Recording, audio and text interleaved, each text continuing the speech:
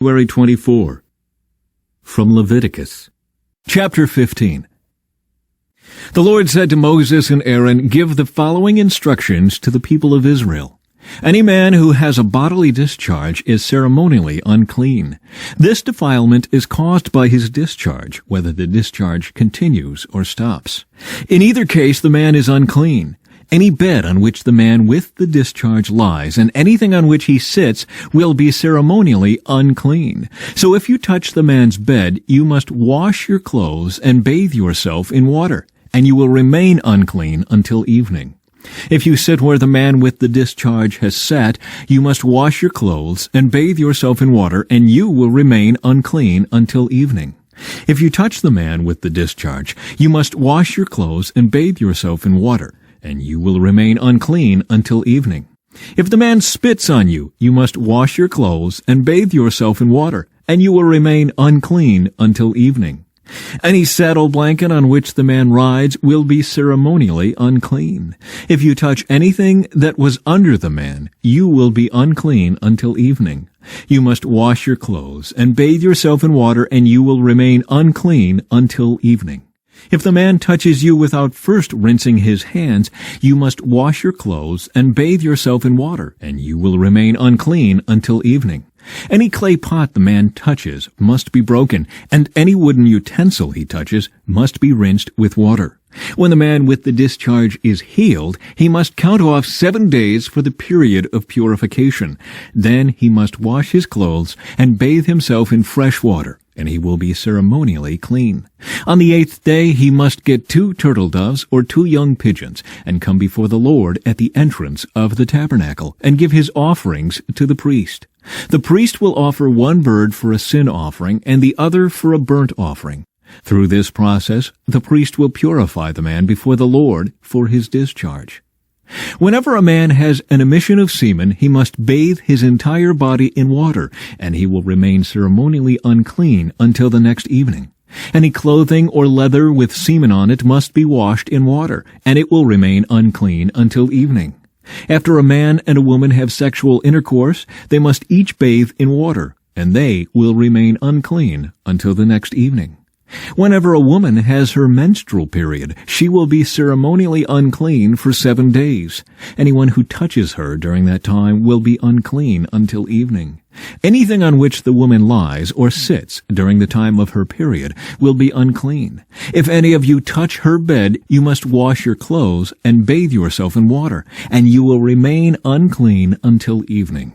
If you touch any object she has sat on, you must wash your clothes and bathe yourself in water, and you will remain unclean until evening. This includes her bed or any other object she has sat on. You will be unclean until evening if you touch it. If a man has sexual intercourse with her and her blood touches him, her menstrual impurity will be transmitted to him. He will remain unclean for 7 days, and any bed on which he lies will be unclean. If a woman has a flow of blood for many days that is unrelated to her menstrual period, or if the blood continues beyond the normal period, she is ceremonially unclean. As during her menstrual period, the woman will be unclean as long as the discharge continues. Any bed she lies on and any object she sits on during that time will be unclean, just as during her normal menstrual period. If any of you touch these things, you will be ceremonially unclean. You must wash your clothes and bathe yourself in water, and you will remain unclean until evening. When the woman's bleeding stops, she must count off 7 days. Then she will be ceremonially clean.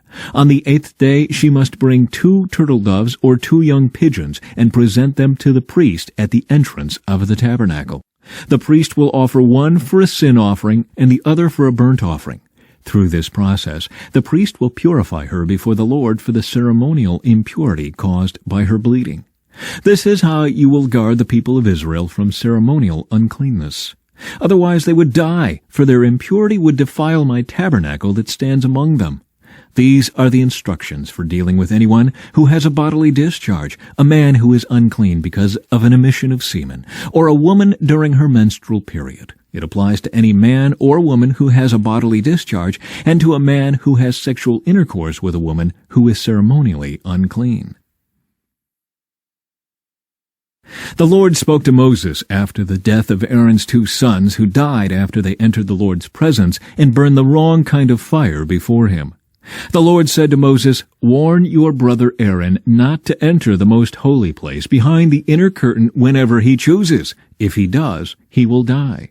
For the ark's cover, the place of atonement, is there, and I myself am present in the cloud above the atonement cover." When Aaron enters the sanctuary area, he must follow these instructions fully. He must bring a young bull for a sin offering and a ram for a burnt offering. He must put on his linen tunic and the linen undergarments worn next to his body. He must tie the linen sash around his waist and put the linen turban on his head.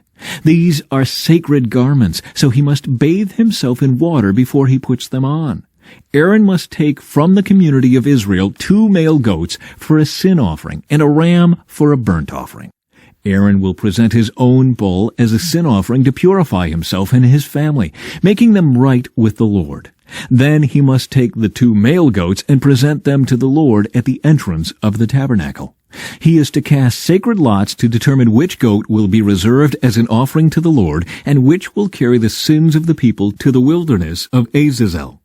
Aaron will then present as a sin offering the goat chosen by lot for the Lord. The other goat, the scapegoat chosen by lot to be sent away, will be kept alive, standing before the Lord. When it is sent away to Azazel in the wilderness, the people will be purified and made right with the Lord. Aaron will present his own bull as a sin offering to purify himself and his family, making them right with the Lord. After he has slaughtered the bull as a sin offering, he will fill an incense burner with burning coals from the altar that stands before the Lord. Then he will take 2 handfuls of fragrant powdered incense, and will carry the burner and the incense behind the inner curtain. There, in the Lord's presence, he will put the incense on the burning coals so that a cloud of incense will rise over the ark's cover, the place of atonement, that rests on the ark of the covenant. If he follows these instructions, he will not die. Then he must take some of the blood of the bull, dip his finger in it, and sprinkle it on the east side of the atonement cover. He must sprinkle blood 7 times with his finger in front of the atonement cover. Then Aaron must slaughter the first goat as a sin offering for the people, and carry its blood behind the inner curtain. There he will sprinkle the goat's blood over the atonement cover and in front of it, just as he did with the bull's blood. Through this process, he will purify the most holy place, and he will do the same for the entire tabernacle because of the defiling sin and rebellion of the Israelites. No one else is allowed inside the tabernacle when Aaron enters it for the purification ceremony in the most holy place. No one may enter until he comes out again after purifying himself, his family, and all the congregation of Israel, making them right with the Lord. Then Aaron will come out to purify the altar that stands before the Lord. He will do this by taking some of the blood from the bull and the goat and putting it on each of the horns of the altar. Then he must sprinkle the blood with his finger 7 times over the altar. In this way he will cleanse it from Israel's defilement and make it holy. When Aaron has finished purifying the most holy place and the tabernacle and the altar, he must present the live goat. He will lay both of his hands on the goat's head and confess over it all the wickedness, rebellion, and sins of the people of Israel. In this way he will transfer the people's sins to the head of the goat. Then a man specially chosen for the task will drive the goat into the wilderness. As the goat goes into the wilderness, it will carry all the people's sins upon itself into a desolate land.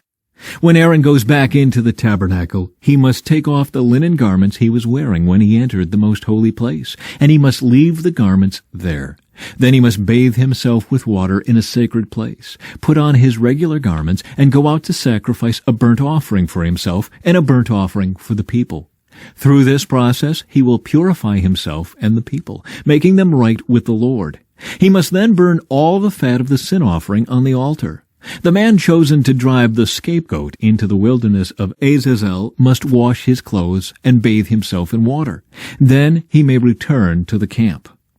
The bull and the goat presented as sin offerings, whose blood Aaron takes into the most holy place for the purification ceremony, will be carried outside the camp. The animal's hides, internal organs, and dung are all to be burned. The man who burns them must wash his clothes and bathe himself in water before returning to the camp. From Mark, chapter 7.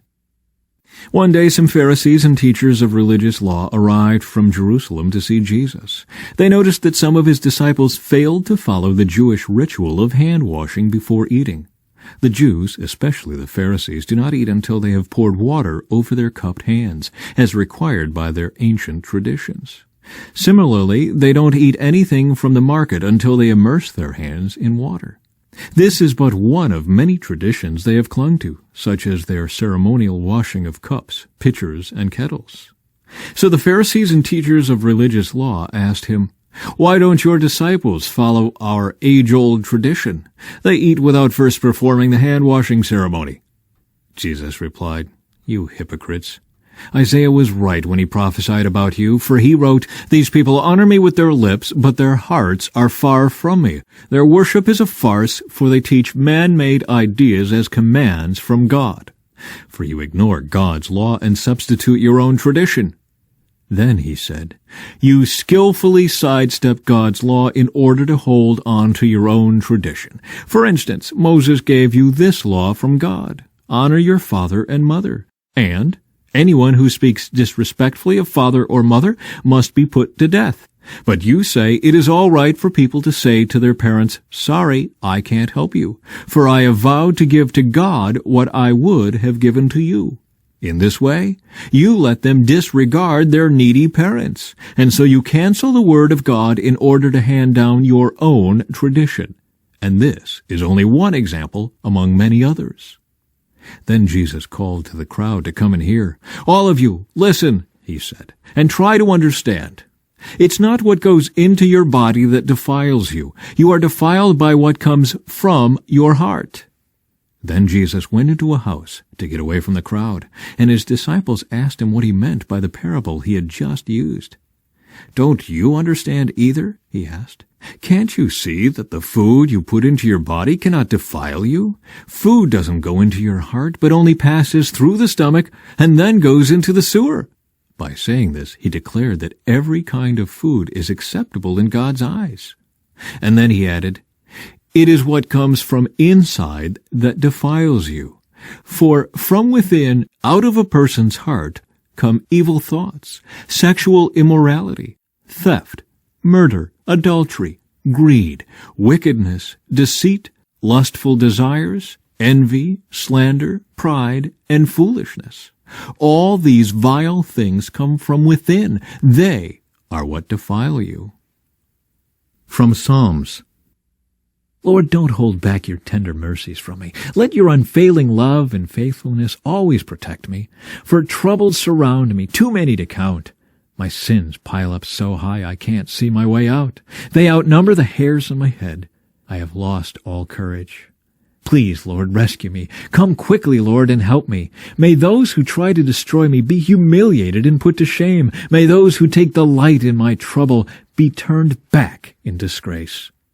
Let them be horrified by their shame. For they said, "Aha, we've got him now." But may all who search for you be filled with joy and gladness in you. May those who love your salvation repeatedly shout, "The Lord is great." As for me, since I am poor and needy, let the Lord keep me in his thoughts. You are my helper and my Savior. Oh, my God, do not delay.